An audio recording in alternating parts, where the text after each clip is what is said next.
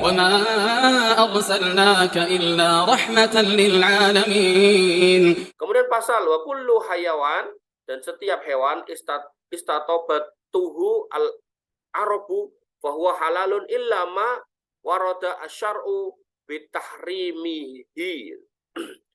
Bahwasanya setiap hewan yang dianggap baik gitu kan oleh orang Arab, hukumnya adalah halal. Ya, contohnya tadi kadal gurun itu gitu kan. Illa, kecuali ma warada syar'u bitahrimihi, kecuali yang diharamkan oleh agama. Jadi ini kaidah dalam masalah muamalah ya. Ini berlaku di makanan juga. Al aslu fil muamalah al ibahah. Al aslu fit ta'am al ibahah. Hukum asal makanan itu boleh. Kamu mau makan apa aja boleh. Illa madalla dalil ala tahrimiha. Kecuali ada dalil yang mengharamkannya. Kamu mau makan kayu jati gitu. Boleh nggak? Boleh nggak? Kamu mau ngerikiti jati boleh nggak? Maka tanyakan dalil haramnya ada, enggak ada ya boleh kamu mau makan kayu jati. Cuman kan pertanyaannya gigi kita bisa enggak? Sehingga berlaku selain halal toyib. Toyib enggak buat kita. Kalau kemudian kita makan gigi kita rusak berarti kan enggak toyib. Kalau kita bisa nelen karena gigi kita kuat, ternyata usus kita rusak berarti kan enggak toyib gitu. Sehingga itu halal tapi enggak toyib gitu loh.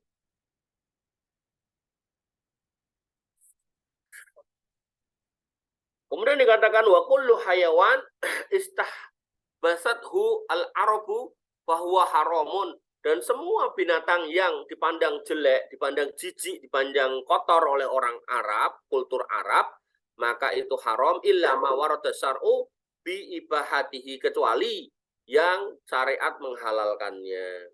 Jadi apa yang dipandang menjijikkan itu bisa haram kecuali ada dalil yang menghalalkannya. Contoh, misal ada sebagian orang yang jijik sama kadal gurun, sama binatang kadal-kadalan gitu loh. Jijik. Maka hukum asalnya sebenarnya haram, tapi ternyata para sahabat pernah makan itu dan Nabi SAW nggak mau makan. Nabi nggak mau, berarti Nabi kan jijik itu. Tapi Nabi nggak melarang para sahabat, berarti itu halal. Sehingga dalam kondisi seperti itu, ya ketika ada dalil yang membolehkannya, maka halal. Nah, kalau dikiaskan, kadal gurun itu kan pemakan sayuran. Maka kalau dikiaskan itu adalah makan iguana, bukan makan biawak. Kalau biawak itu kan pemakan bangkai. Nah, kadal gurun itu nggak makan daging, nggak makan bangkai. Gitu.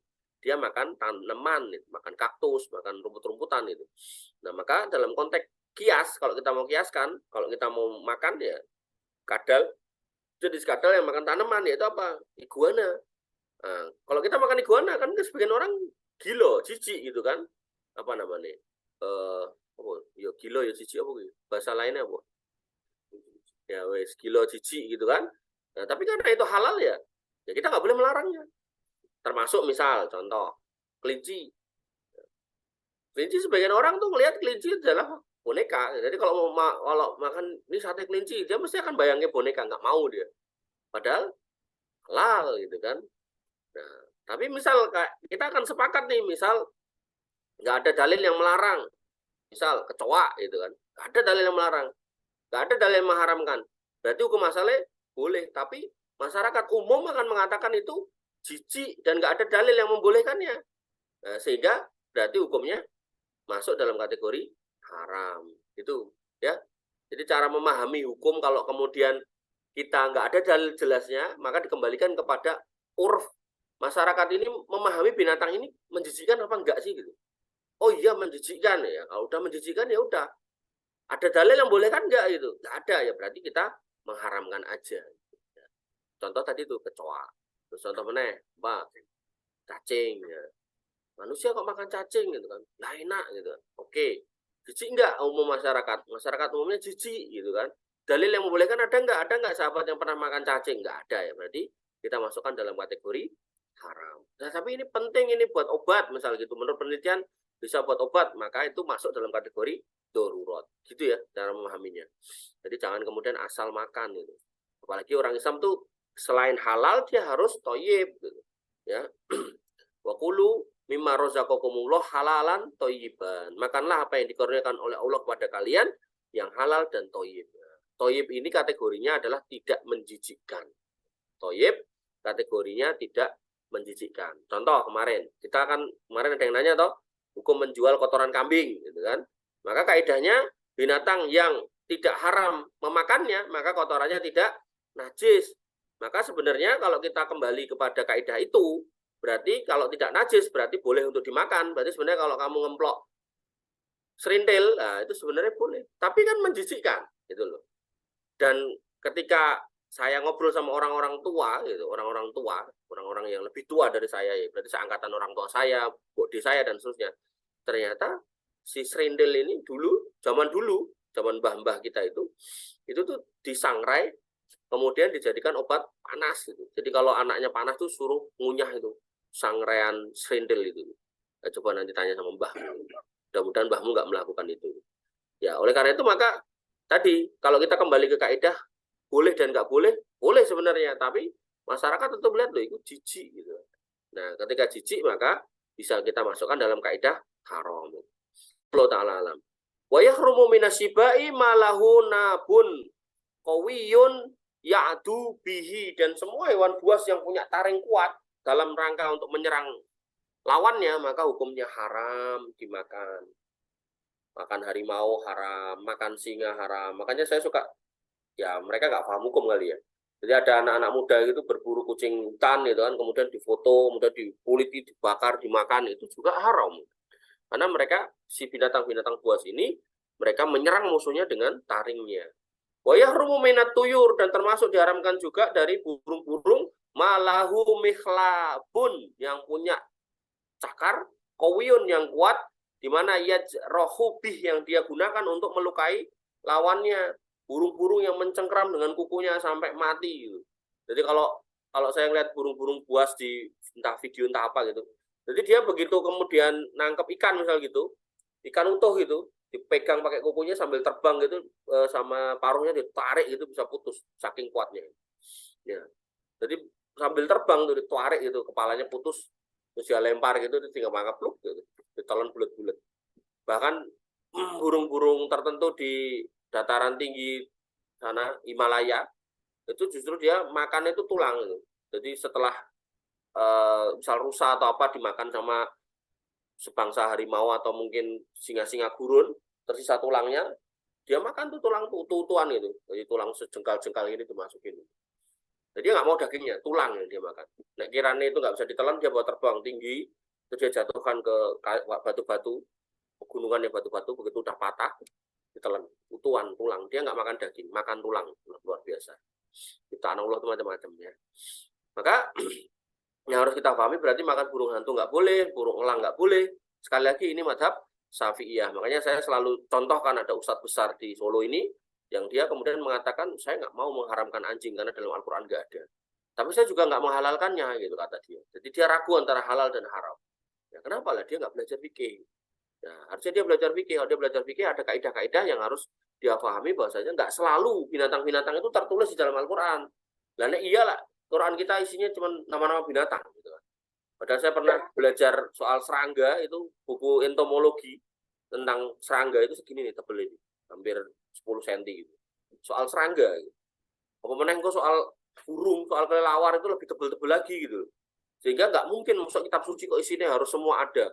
Itu enggak mangan doro, boleh ini ke Al-Quran ya. Enggak enak kemudian berarti enggak halal, enggak haram. Untuk enggak mangan pitik ya boleh ya, enggak bakal ada lah. Enggak semua harus tertulis di dalam Al-Quran ya. Ya, sehingga yang harus kita pahami, fikih itu enggak seperti itu modelnya. Ya. Nah, mana tadi? Kemudian kita selesaikan sampai pasal ini. Kemudian silakan kalau ada pertanyaan. Wa yahillu lil mudtarri fil mihmasoti ayyakula minal maitati al muharramati mayasuddu bihi romakohu. Maka dihalalkan bagi orang yang terpaksa karena lapar untuk memakan al-maitah, bangkai, al-muharramah yang haram, mayasuddu bihi romakohu, yang dia gunakan untuk menyelamatkan jiwanya. Jadi misal contoh yang sering dicontohkan oleh para ustadz, para ulama itu adalah kita naik gunung, bekal habis, ya kita nggak tahu jalan pulang, ya, mungkin mau beli sesuatu juga nggak tahu yang jual di mana, pokoknya tersesat di gunung, maka kemudian kita menemukan dah bangkai babi, haramnya 2 kali kan, bangkai itu haram, babi itu haram. maka kita halal untuk memakan babi itu karena darurat, karena kalau kita nggak makan kita mati, kita potong dikit, kemudian kita makan untuk dalam rangka menyelamatkan nyawa agar nggak mati. Nah, jadi dalam kondisi darurat ini orang tuh boleh menerjang yang haram, tapi tidak berlebihan. Bangkai babi ini utuh, diambil dikit, pahanya dikit aja gitu kan, ya kira-kira sekerat lah gitu, kayak kalau beli sotik itu loh, segini lah kira-kira. Nah begitu udah dimakan kan udah toh, silakan jalan. Wah eman-eman tak gue mulai digendong babi ini utuh-utuhan, nah nggak boleh. Oh tapi saya nggak ketahuan nih jalannya seberapa jauh, kemudian kamu bakar beberapa potong gitu kan, nanti kalau udah lapar banget kamu makan lagi potongan kedua, nggak boleh. Tapi nanti kalau di titik berikutnya ketemu makanan halal itu harus dibuang dong. Nah ya jadi kayak gitu ya. Jadi cara mainnya kayak gitu, jangan kemudian dikatakan boleh dikit terus juga dikit terus habis itu dia nggak ketahuan tuh jalan terus 3 hari nggak ketemu makanan terus mati kelaparan, ini juga nggak boleh, juga nggak bagus juga gitu. Jadi dia boleh kemudian mengambil bekal juga dengan catatan nanti kemudian kalau di titik berikutnya dia ketemu makanan halal ini harus dibuang ya. Wallahu taala alam. Kemudian kita masuk di kalimat selanjutnya sebelum kalimat fasal ini. Nah, ini terakhir. Silakan kalau ada pertanyaan kirimkan kolom chat. Walana maitatan walana maitatani halalani, dan buat kami kita orang Syafi'iyah itu ada 2 bangkai yang halal, yaitu as-samaku wal jaradu, yaitu ikan dan juga belalang. Nah termasuk turunannya ya itu ya saudara-saudaranya ikan. Jadi kalau ikan itu halal ya belut ya halal, kemudian kura-kura ya halal, pokoknya yang di air-air itu loh itu halal semua.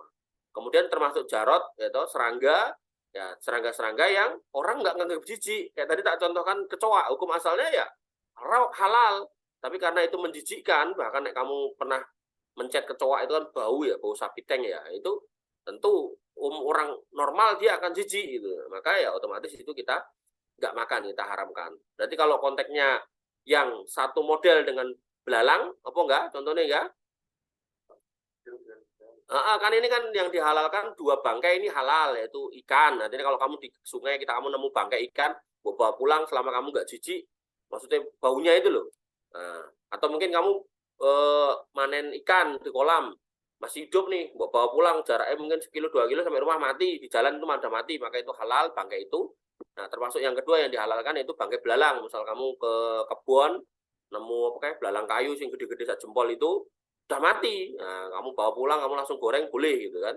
Maka kalau tadi ikan termasuk dalam keluarga ikan-ikanan, ya termasuk belut, termasuk kura-kura gitu kan. Nah, kalau dalam konteks belalang, yang semisal dengan belalang itu apa? Contohnya, jangkrik gitu loh, ya.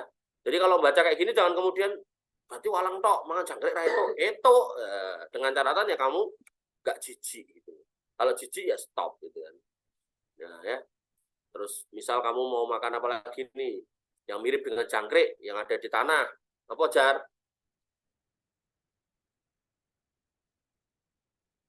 Kan kalau belalang terbang, kalau jangkrik di tanah, mirip dengan jangkrik di tanah, apa Jar? Orong-orong,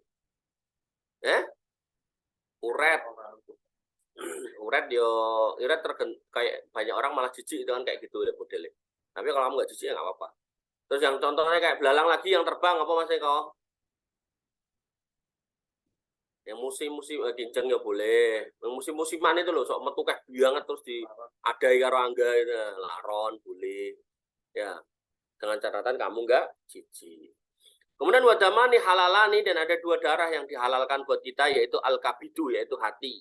Jadi hati itu disampaikan Nabi SAW, itu bagian dari darah juga, termasuk kategori darah, karena itu menyaring darah memang, tapi dalam Islam dihalalkan. Kemudian watihalu, halu itu limpo itu apa ya? Yang mirip-mirip paru gitulah.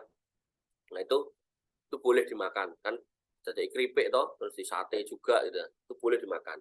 Tapi kalau darah beneran kamu tampung, kemudian kamu keringkan, kamu goreng, itu namanya saren, dideh dan seterusnya, itu haram ya.